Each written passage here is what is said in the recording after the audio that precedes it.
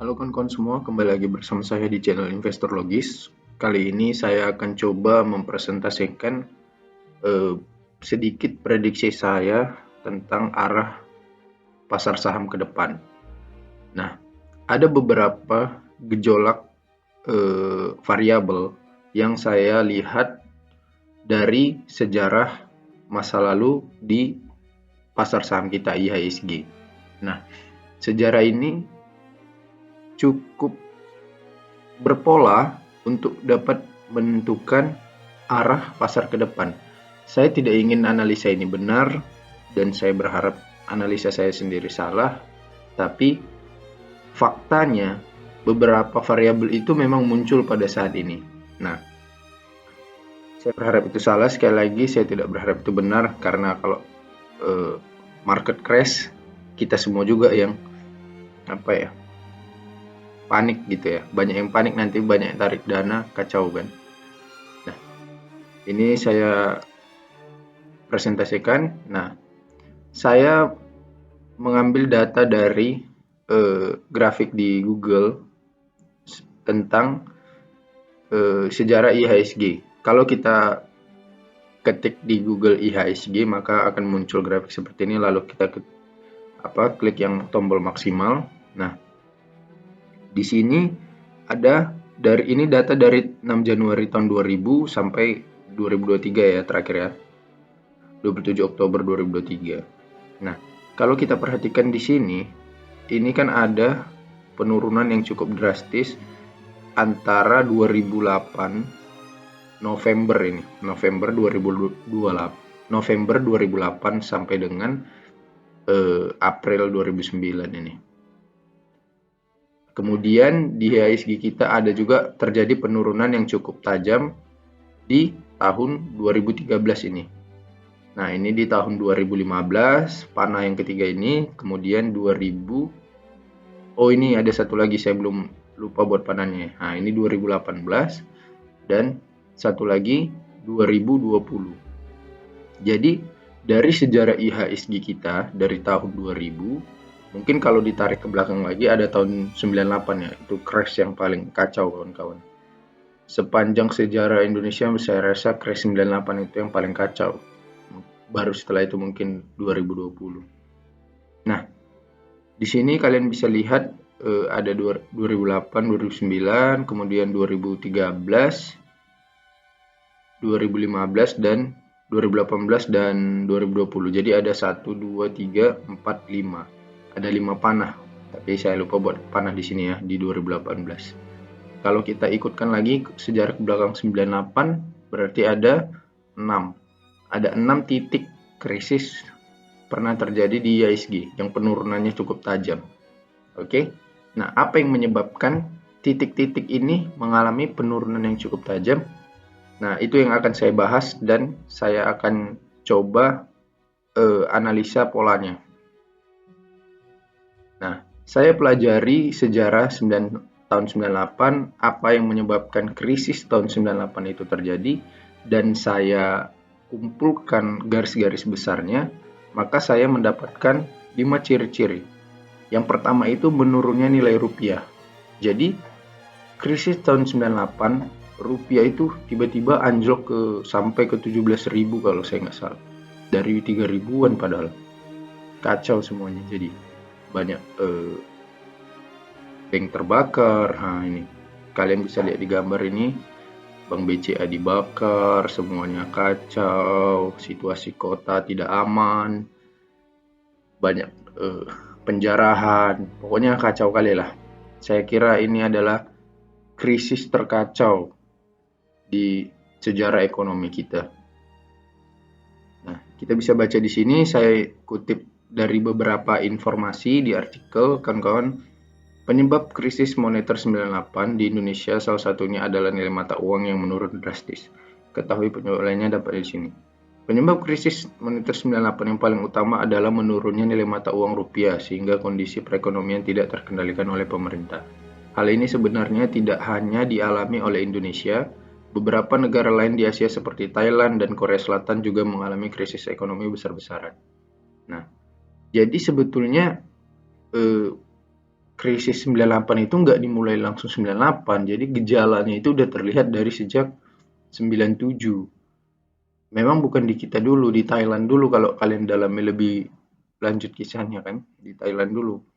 Karena permainan mereka pinjam di Jepang bunganya rendah, kemudian di Thailand diputar lagi uangnya, kemudian terjadi bubble mata uang kan, gitu. Nah, kita kembali lagi. Faktor yang kedua yaitu faktor alam.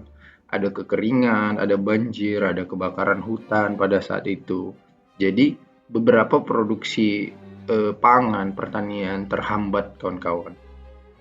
Jadi ini kalau kita pelajari sejarah, kita akan menemukan satu hal penting yaitu ternyata seluruh dunia ini berkesinambungan kawan-kawan.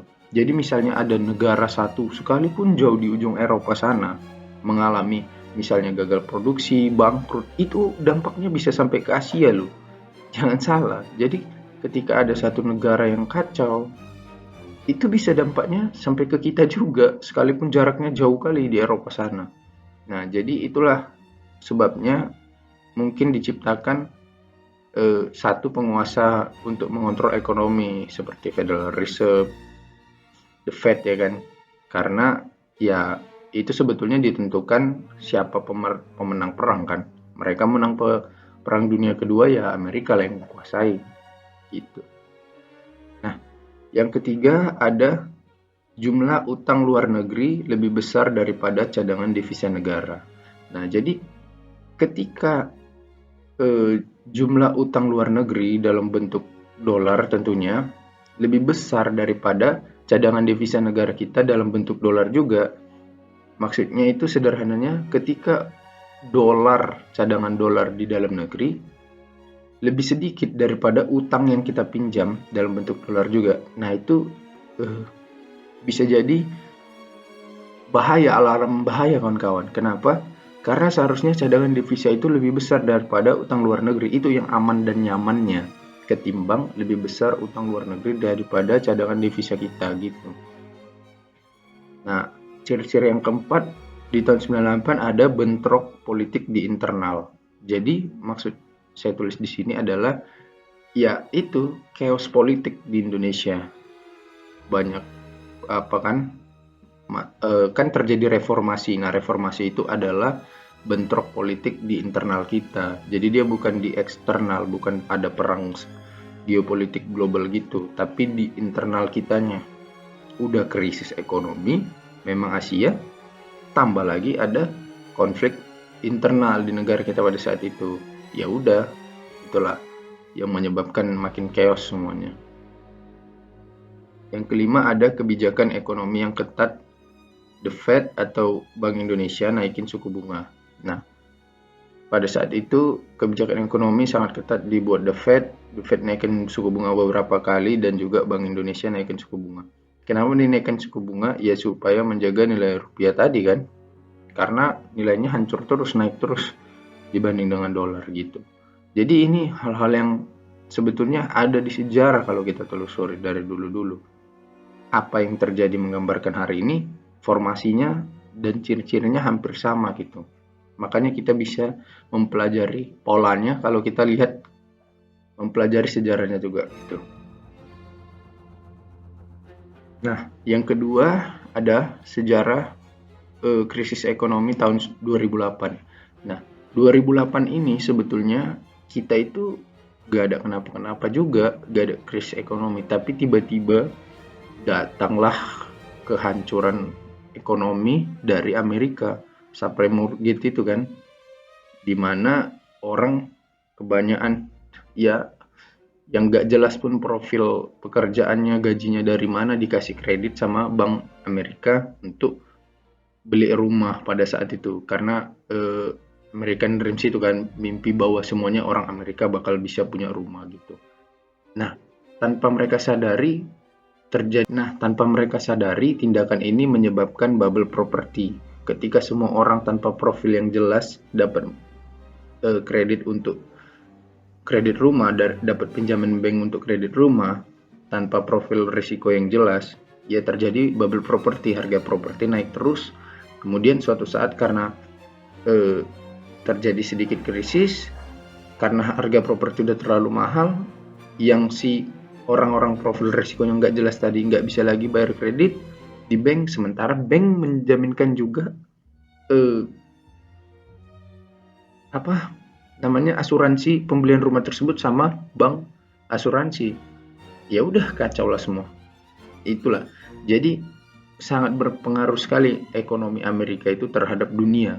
Kalau Amerika kacau, pasti dampaknya ke seluruh dunia. Kenapa? Karena kita mata uang paling banyak beredar di dunia saat ini adalah dolar kan. Orang juga buat cadangan devisanya dolar Amerika, masih dolar Amerika yang paling kuat gitu.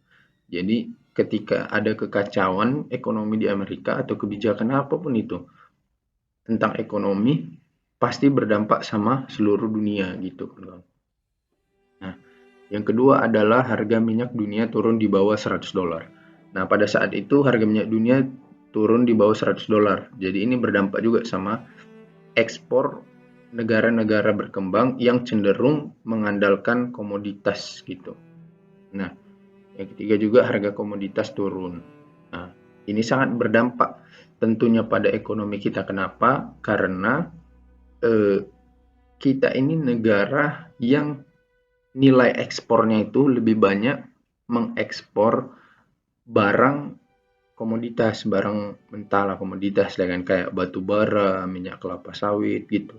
Jadi ketika harga komoditas turun, ya pasti ekonomi kita hancur, kacau. Kenapa? Karena kita mengandalkan ekspor dari harga komoditas tersebut gitu kan kawan. Karena nilai ekspor kita paling banyak di komoditas. Saya nggak tahu tahun 2008 berapa persentasenya, data terakhir saya lihat 57% masih ekspor kita itu adalah ekspor barang mentah, komoditas gitu. Nah ini, subprime mortgage adalah istilah untuk kredit perumahan yang diberikan kepada debitur dengan riwayat kredit buruk atau belum pernah melakukan peminjaman sehingga digolongkan sebagai kredit berisiko tinggi. Nah ini nama banknya ini, Lehman Brothers.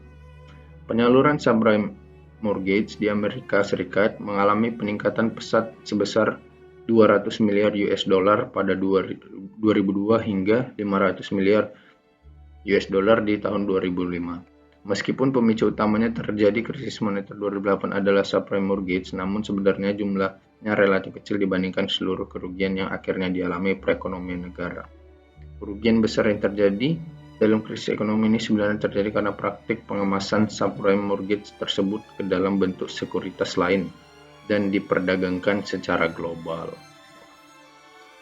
Puncaknya pada 15 September, di mana Lehman Brothers mendaftarkan kebangkrutannya dan menyusul kegagalan di pasar subprime mortgage. Lehman diketahui telah mengalami kerugian mencapai 60 miliar US dollar karena eksposur di pasar subprime mortgage.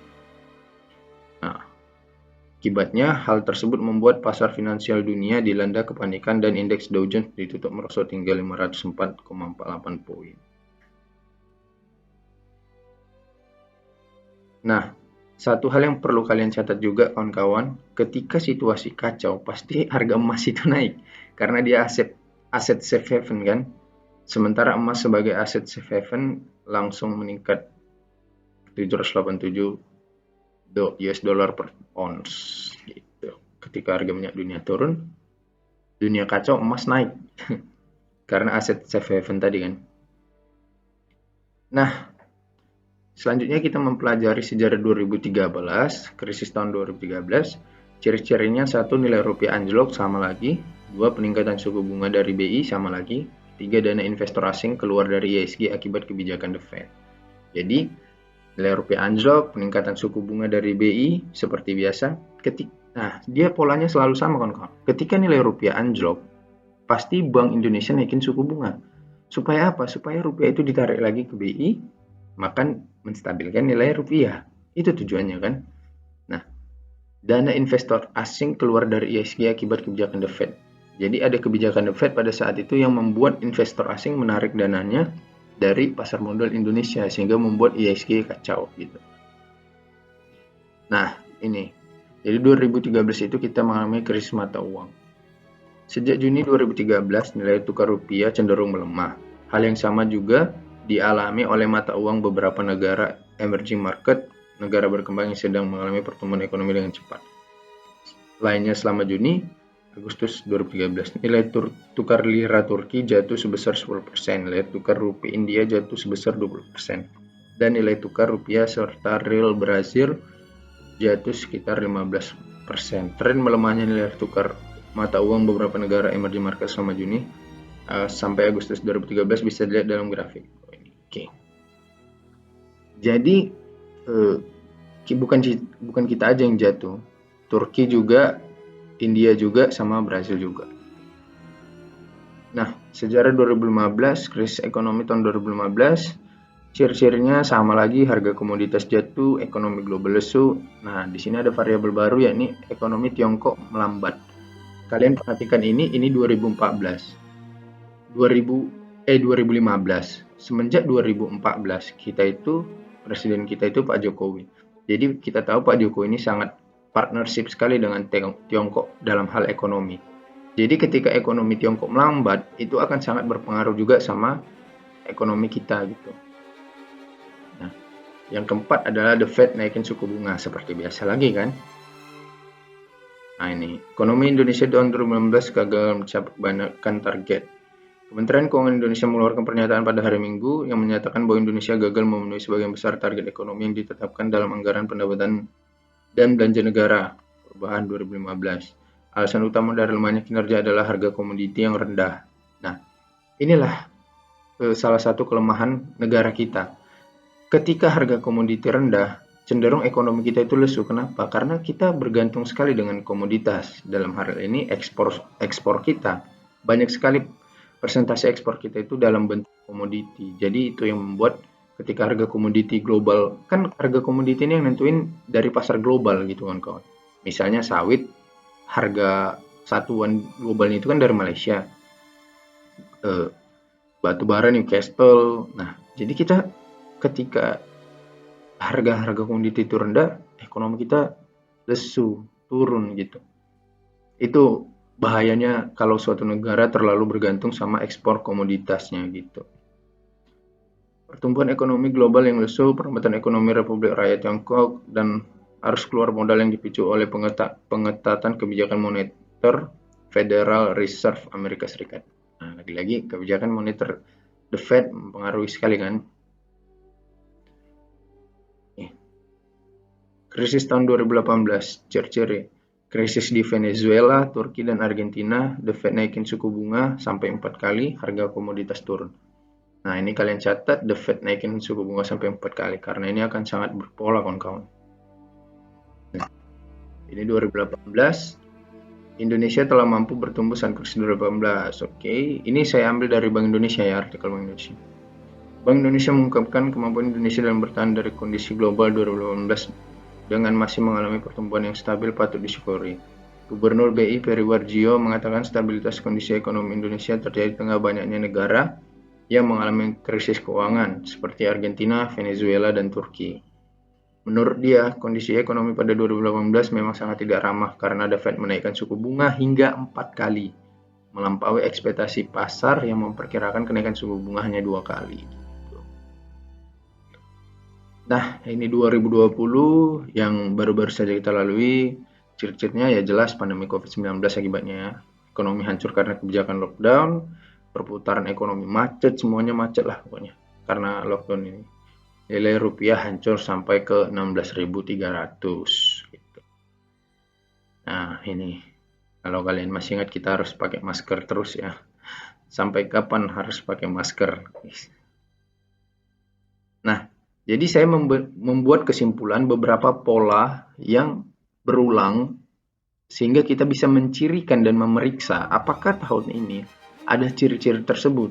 Kalau ada, maka pertanda krisis itu ada. Nah, itu yang membuat kita harus waspada gitu kan. Nah, ciri-cirinya itu yang pertama adalah rupiah melemah. Nah, rupiah melemah ini terus berulang. Yang kedua, suku bunga BI rate naik. Yang ketiga, The Fed naikin suku bunga sampai 4 kali. Yang keempat, inflasi tinggi. Yang kelima, nilai komoditas rendah. 6, konflik politik internal. 7, konflik eksternal atau geopolitik atau ada negara yang lagi perang. Nah, mari kita cek satu persatu ciri-ciri ini, pola-pola ini dengan kondisi ekonomi kita hari ini. Yang pertama, rupiah melemah. Apakah benar? Cek.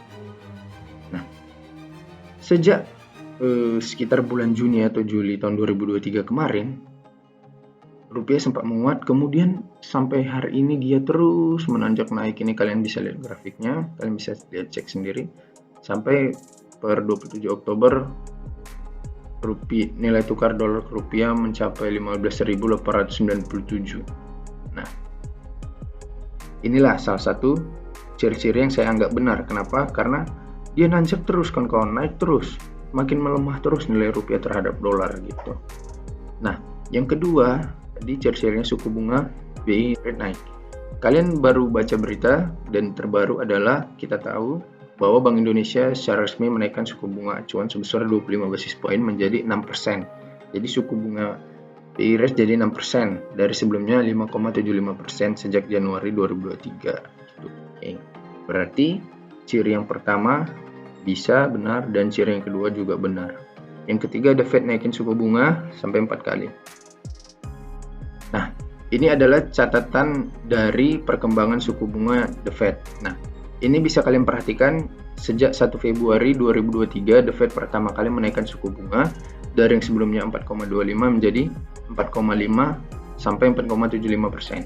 Nah, 1 Februari 2023 sekali The Fed naikin, kemudian 22 Maret 2023, kemudian 3 Mei 2023, kemudian 26 Juli 2023 yang terbaru dan yang kita akan menunggu lagi November ini bagaimana keputusan Powell pidatonya.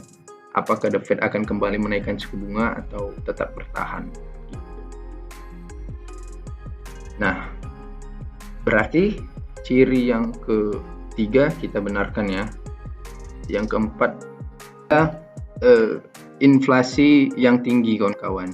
Tapi kalau untuk inflasi Indonesia masih bisa menjaga sampai hari ini. September 2023 inflasi kita di 2,28% kawan-kawan. Masih aman. Tapi kalau global ya kita nggak tahu ya. Karena kebijakan The Fed tadi naikin suku bunga 24 kali pasti ya ada alarm inflasi yang udah terlalu tinggi. Yang kelima adalah nilai komoditas rendah. Nah, kalau kita lihat grafiknya, karena ekspor komoditas kita paling besar itu adalah batu bara, maka kita harus fokus kedua sebetulnya ke batu bara sama CPO, kelapa sawit. Nah, kalian bisa lihat di sini, ini saya tarik grafiknya selama 1 tahun. Jadi kita pernah senang-senang di Juli sampai Desember 2022 batu bara tembus $400 per ton, kemudian turun terus sampai hari ini di $139 per ton. Tapi kalau komoditas batu bara di bawah $100 baru bahaya. Kalau masih di atas $100 ya masih untung semua swasta itu. Oke, berarti inflasi tinggi kita salahkan aja ya, karena dalam negeri kita fokusnya. Kalau komoditas rendah, kita checklist, kemudian konflik politik internal. Nah, kalau konflik politik internal, saya nggak mau bahas, itu urusan mereka. Karena kita masih menunggu kayak mana gejolak politik 2024 kan. Ya, saya nggak mau bahas soal itu. Yang ketujuh ada konflik eksternal geopolitik atau negara yang lagi perang. Nah, kalau ini jelas sedang terjadi kawan-kawan, di mana sedang terjadi konflik antara Israel sama Hamas yang belum usai juga sampai hari ini. Kalian bisa lihat korban semakin banyak, kekacauannya juga. Nggak ngerti lah kita. Semua infrastruktur kan jadi hancur, banyak korban yang nggak bersalah, nggak ngerti apa persoalannya, jadi kacau semua kan. Nah, sementara konflik Rusia Ukraina juga masih terus berjalan, belum selesai juga. Yang ketiga, ada ketegangan di Asia antara China dan Taiwan yang juga belum usai ya. Saya nggak ngerti apakah ini akan meledak jadi perang juga. Kalau meledak jadi perang juga kan terganggu, karena kita kan partner bisnis kita kan China cukup besar, dampaknya sama kita juga. Itu kan. Jadi dari beberapa ciri ini, rupiah melemah oke, suku bunga BI rate oke, kena The Fed naikin suku bunga 4 kali oke, inflasi tinggi saya kira tidak. Nilai komoditas rendah, oke. Konflik politik internal belum tahu, dan konflik eksternal geopolitik, oke. Jadi kita bersyukur ada 2 poin yang masih belum kena, yakni inflasi dan konflik politik internal. Dan semoga analisa saya salah. Saya sangat berharap analisa saya salah. Tapi pola-polanya menunjukkan demikian. Tapi semoga salah, kawan-kawan. Itu saja yang bisa saya ucapkan. Terima kasih. Sampai jumpa kembali. Terima kasih, kawan-kawan. Semoga analisa saya salah. Thank you.